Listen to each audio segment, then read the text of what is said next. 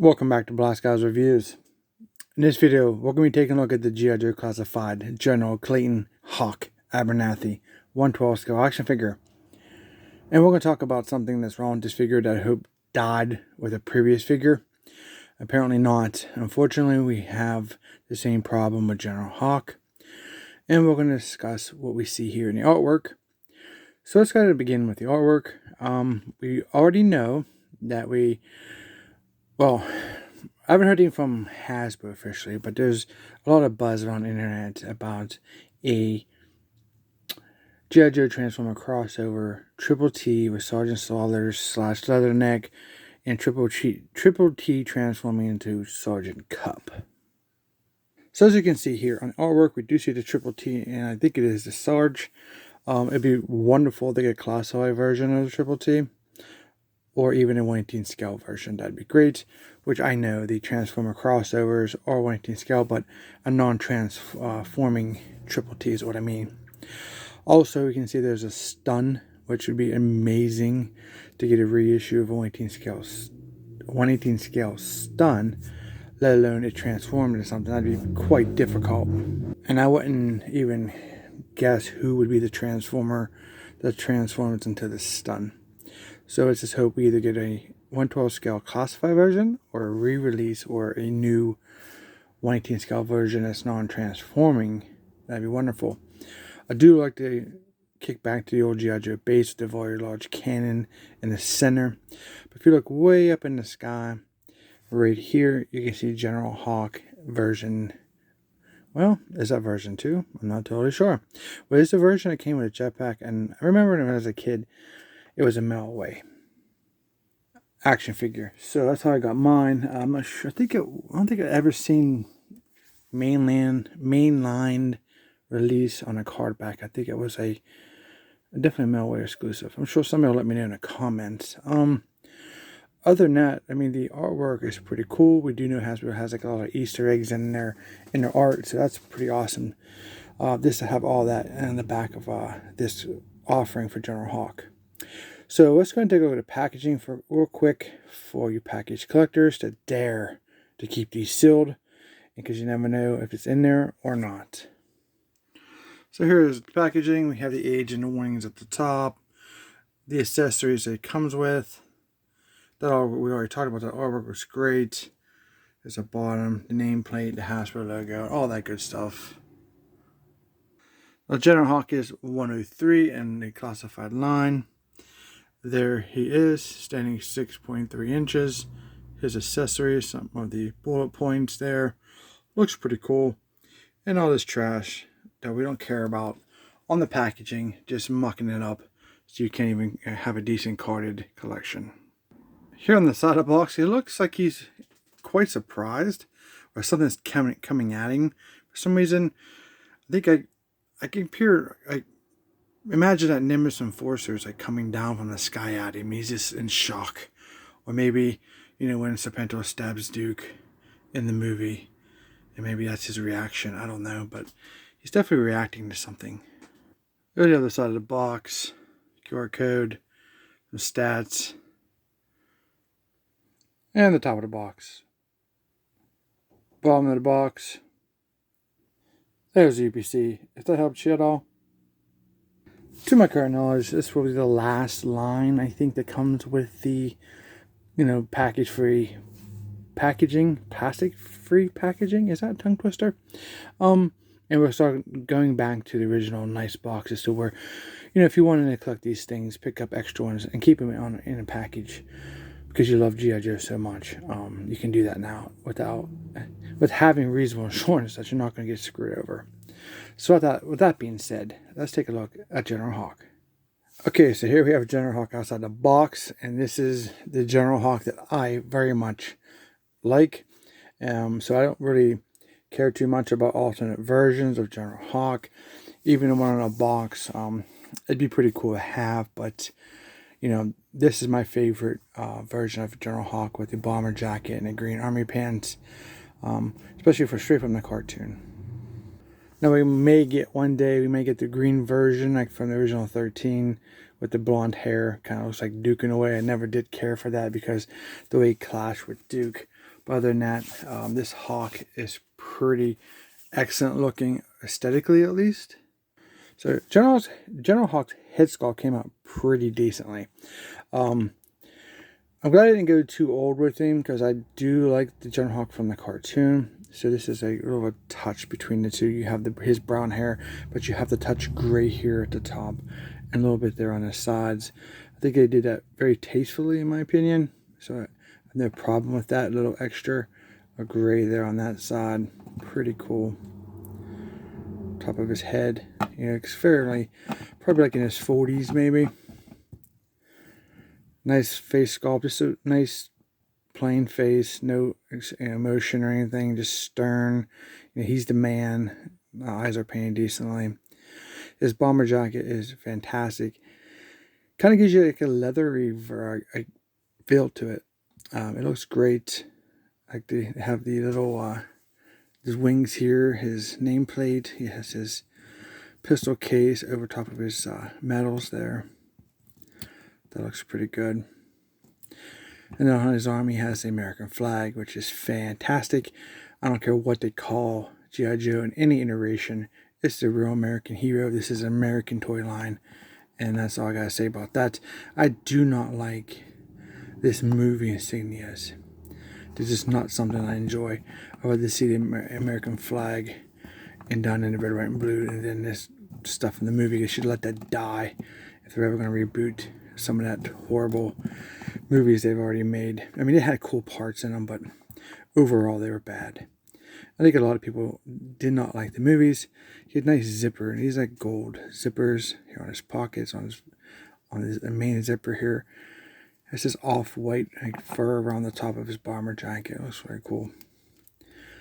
General Hawk is sporting two belts. He has one that's kind of movable. You could probably remove it if you wanted to. And then he has his pants that's just underneath there. It's like a green belt sculpted in. There's a belt buckle, some pouches, a pistol case here for a second pistol on the back. And he has this green camouflage pants on. Looks fantastic. I have no problems at all with the pants. We have the green knee pads. It could be like they're armored because they have the studs there on the corners. It's not painted. Then with the black boots, they kind of give you a cross between a wrestling boot and maybe even a military boot, just combined together. But overall, that's how they come. Now, let's go ahead and take a look at his articulation, and we'll get into one of the reasons that is the biggest downfall of this figure. But first of all, his head, go up and down. You can look side to side pretty good. Now obviously you have the 360 rotation, but I don't know why you want that. It's just there, back and forth on the head. The nightmare of this figure is his shoulders. See this? This is like a floating, butterfly joint. See that? This is one of the worst designs I've ever seen. And I want to show you who else is. You probably already know who this comes on with, but look at that floating in there. It's just in there. The arm's peeked into the hole that's inside his chest, and that's the piece that's just in there floating around. There's nothing to hold any kind of tolerance or anything. It's just bad. And that's a shame, because this is one of the figures everybody's probably going to want and to enjoy, because I think this might be the definitive Hawk, aesthetically. And you can see over here, he has the same problem. I'm going to go ahead and take a pause here on the articulation. And I'm going to show you the other figure that has that same problem. And here he is, Night Force Big Ben. Why is this a problem? Because it sucks that we have that problem on two of these figures. Let alone if we ever get a standard version of Big Ben, are they going to use the same mold and give us the same problem again? So he has pretty much the same design.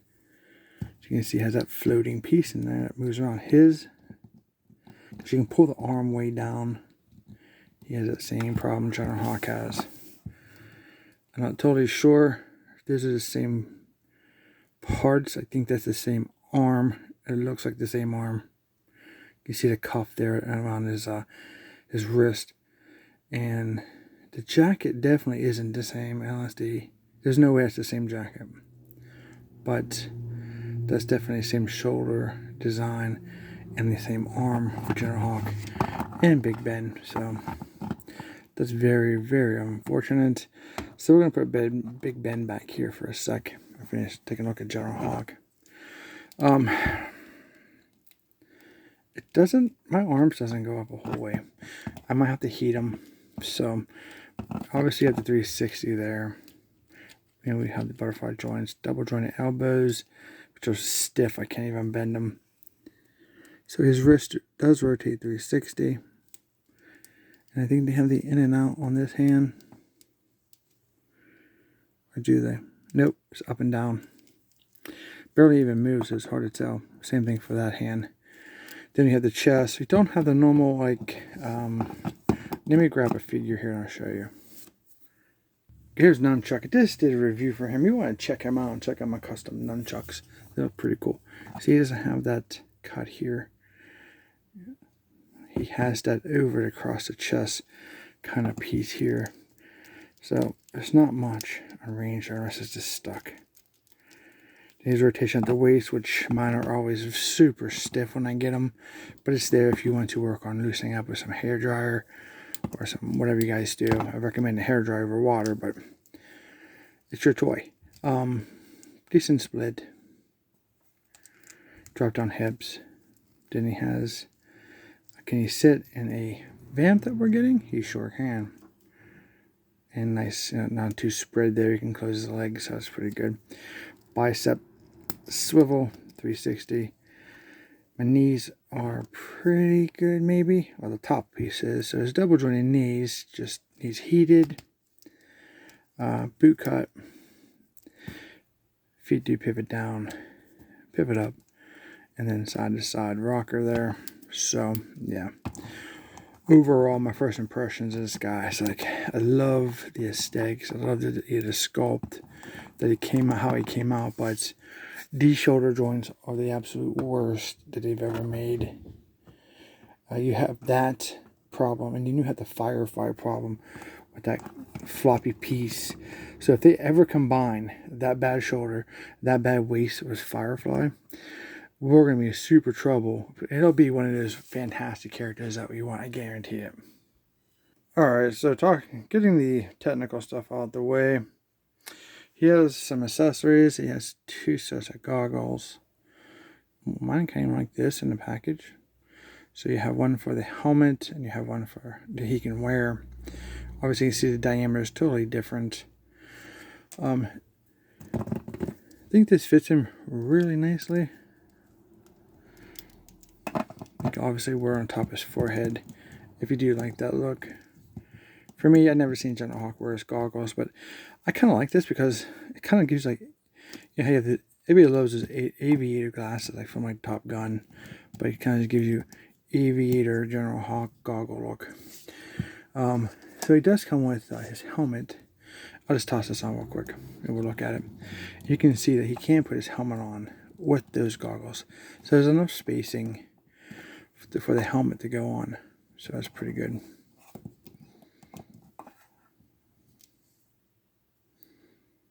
Looks pretty good. So I've got to remove that. And it's just nice to have options if you want to have, you know, oh, maybe he does wear them. Maybe in the Deke series, when he had that flight jetpack, I think he might have put him down. So they fit relatively decent. The helmet has some straps on it. It's different color green. We have the star right there on the front, which is going to get covered up with this second pair of goggles here. So you kind of line that star up in between the eyes. You can get a good placement, I think, and pull down on the back. And it stays on relatively nicely. And then that's the actual look that we're used to seeing from the 80s cartoon. I'm going to have to adjust my camera here, guys, so if you give me a second. Alright, so there it is. I got a floating camera. Anyway, I think it looks good. Definitely the General Hawk right out of the cartoon. Looks very cool. Now, General Hawk comes with, you know, some firearms. Comes in 2 different pistols. Comes with this one. This is G.IJOE barrel. Pretty cool. This one's a G.IJOE barrel also. Now the smaller one is obviously this one here, with the clip sticking out. And then, see if I can get that with my fingers out of the way. Oops. We dropped the gun. Alright, so that's kind of how they look, the difference in them. The arms are so stiff. Hands even feel super stiff. You can hold it. Unfortunately, his arm's stuck straight out until I can heat it. I have to find my hairdryer wherever it's at. Got stuff everywhere. If you're a collector of many things, you know what I'm talking about. Figures everywhere. All your tools everywhere. You know what? That's so hard. I'm not going to bother. He can hold the pistols, obviously, because they're pretty much the same grip. You can store this pistol here, which is very cool. And it's a nice fit. And then his pistol here. I can't believe how stiff this guy is. You can store it up here in his pistol case on his chest. Still looks pretty good. Yeah.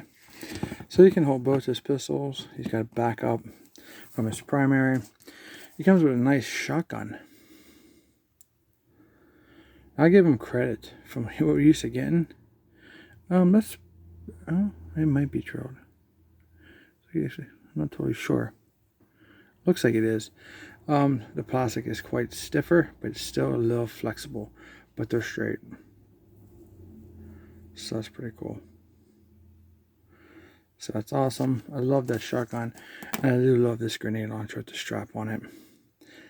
Pretty decent sculpt. Really, really cool. So it might be a G.IJOE barrel also. Very cool. Strap. It's a little flexible. Not totally sure if we can get it over his shoulder. Sure we can. We can do that. See how that looks. Looks pretty good.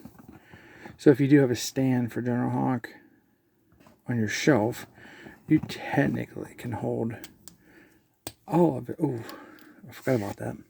All of his gear except for the extra pair of goggles. You might be able to do the dusty trick and put it under his helmet backwards. I don't know if it'll fit or not. Kind of hide it out of the way, kind of like stowed away maybe. But there's a shotgun, and it's not this grenade launcher off of his shoulder.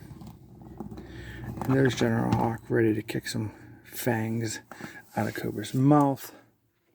It's very cool. Yeah, so aesthetically I love it. The colors are great. The sculpt's pretty good. The shoulder joints are the absolute worst. The stiffness I can fix. That's common anymore. It figures a little bit of heat with a hairdryer, a little bit of patience. You work that joint free, and he'll be working out pretty good. But I can't fix the bad design of his arms without replacements. And I'm not in tearing apart my only copy of General Hawk. So hope you guys like this review and you got the information you needed to make an educated decision if you're going to buy General Hawk because of his issues and along with Big Ben. Hopefully Hasbro doesn't use these shoulder designs anymore, and especially let's hope they don't mix it with a Firefly crotch or ab crunch piece. That would be one of the awful figures they're ever going to put out. Well, let's see what happens. So let me know what you think down in the comments. Do you have General Hawk? Do you want him? What do you think about these shoulder issues that's now in the second figure? So don't forget to like, share, and subscribe. And remember, we'll see you in the next review.